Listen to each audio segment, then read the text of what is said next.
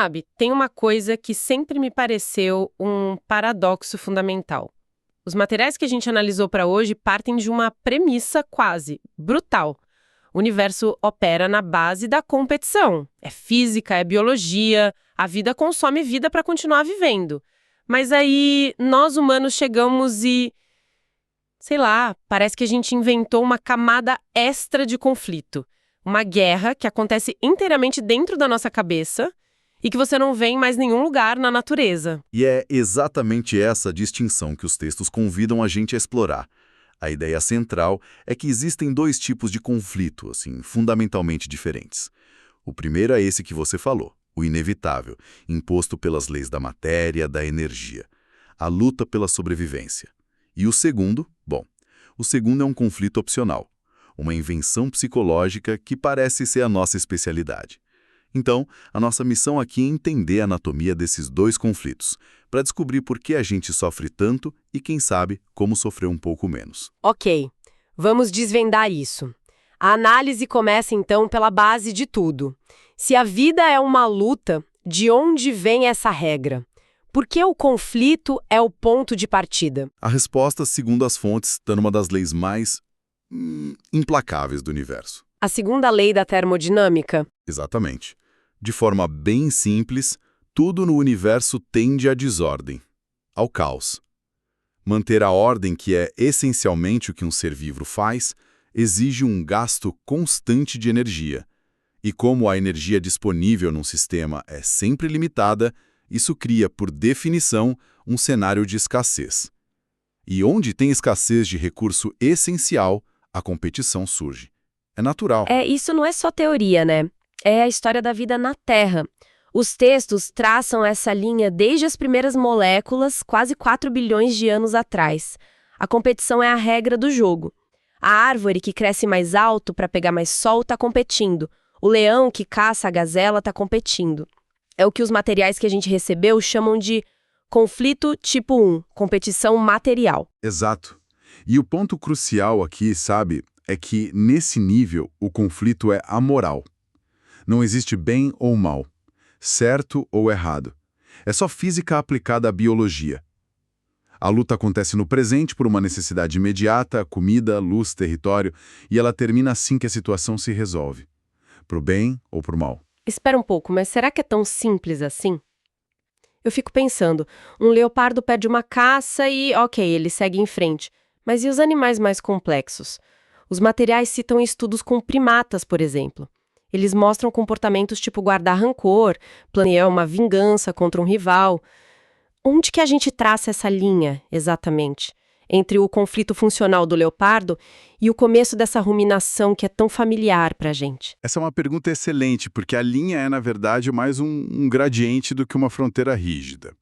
O que a gente vê em primatas superiores é talvez um protótipo do que se tornou hipertrofiado em humanos. Eles têm memória social, hierarquias complexas. Um chimpanzé pode se lembrar de uma traição e retaliar depois. Mas o que as fontes argumentam é que, mesmo nesses casos, o conflito ainda está muito ligado a recursos tangíveis, imediatos, status no grupo, acesso a parceiros, comida. A grande virada humana é que nós desvinculamos o mecanismo do conflito da realidade material. E é aqui que a coisa fica realmente bizarra, porque a nossa experiência é outra. Os textos dão um exemplo que todo mundo já viveu de alguma forma. Você está numa reunião de trabalho, apresenta uma ideia e alguém contesta publicamente. Naquele momento não existe ameaça física nenhuma. Ninguém vai te atacar, mas o corpo reage como se um predador tivesse entrado na sala. O coração dispara, adrenalina, cortisol, os músculos ficam tensos. O que está acontecendo ali? O que está acontecendo é que o sistema de ameaças que evoluiu por milhões de anos para lidar com o conflito tipo 1... O perigo físico. Isso, o perigo físico. Esse sistema foi sequestrado para lutar uma guerra completamente diferente. A reação não é um perigo real.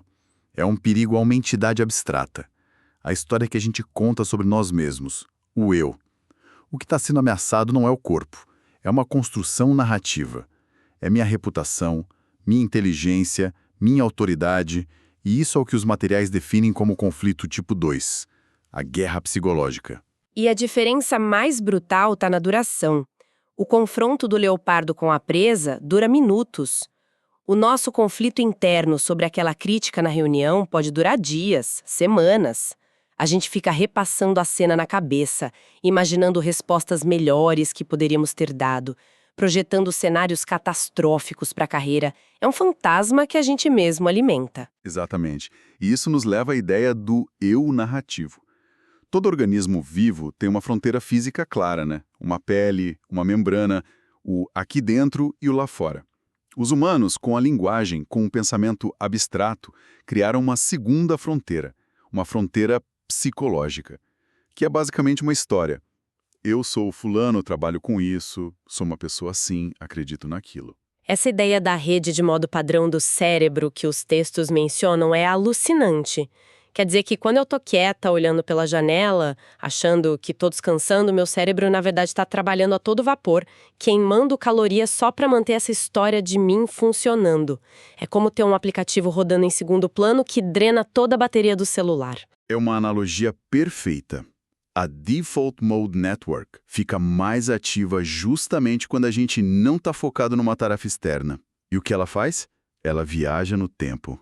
Rumina sobre o passado, se angustia com o futuro, gerencia a nossa imagem social, compara o nosso eu com o eu dos outros. É o hardware neurológico da manutenção do personagem.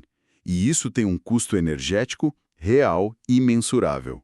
Então, se a gente compara os dois tipos de conflito, em termos de energia, a luta do tipo 1, a luta física, é como um sprint.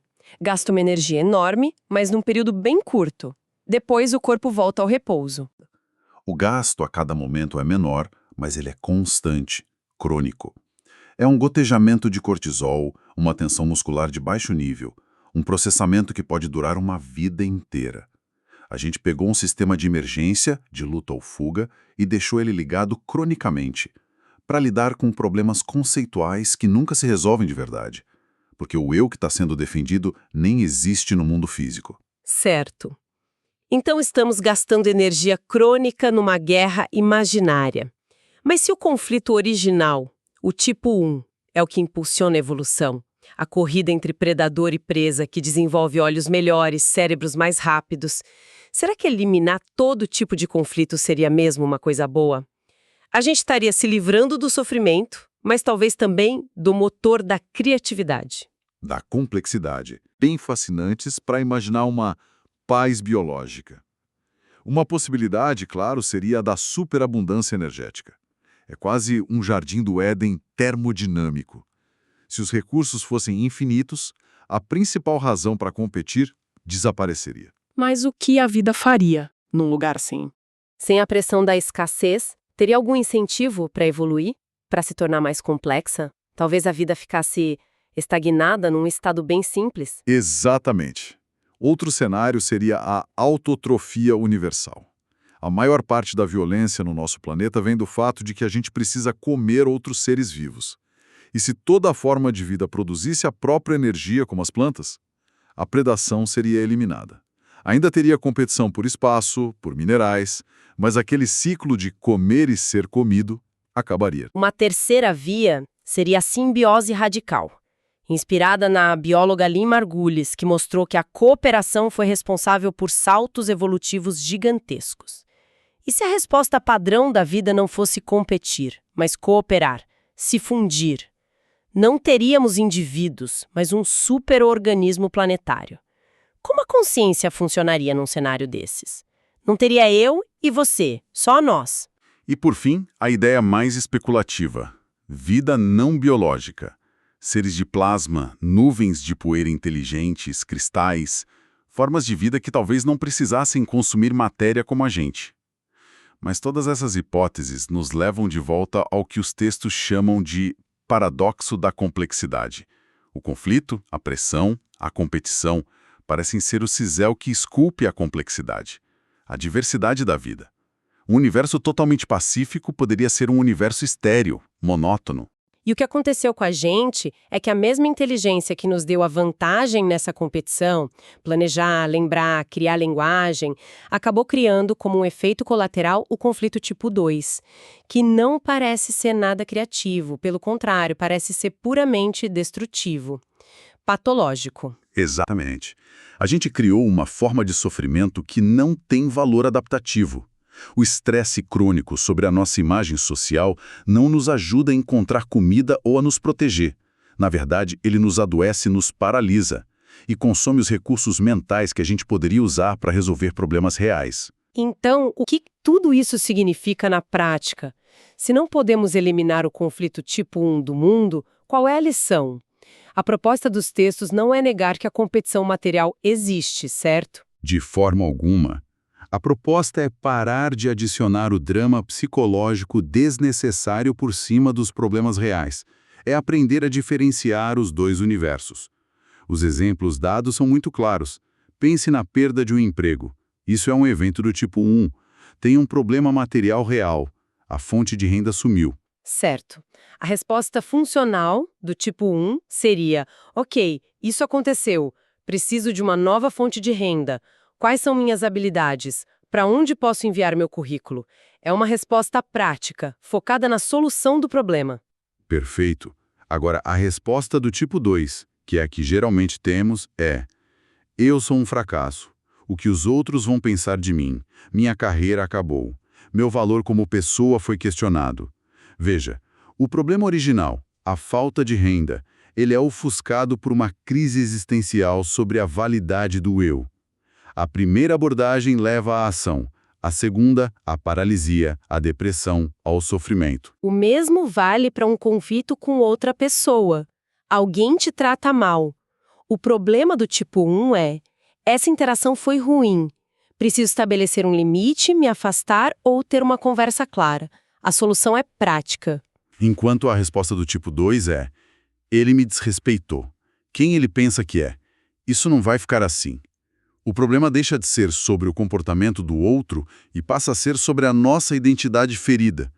A primeira abordagem resolve a situação. A segunda cria um veneno psicológico, um ressentimento que a gente pode carregar por anos, gastando uma energia imensa para manter viva a história da injustiça que sofri. E é importante frisar o que os textos dizem. Isso não é pensamento positivo. Não se trata de dizer: eu não sou um fracasso, sou um vencedor depois de perder o emprego. Exatamente. O pensamento positivo ainda opera dentro da lógica do tipo 2. É uma tentativa de consertar o personagem, de contar uma história melhor sobre o eu. A proposta aqui é bem mais radical.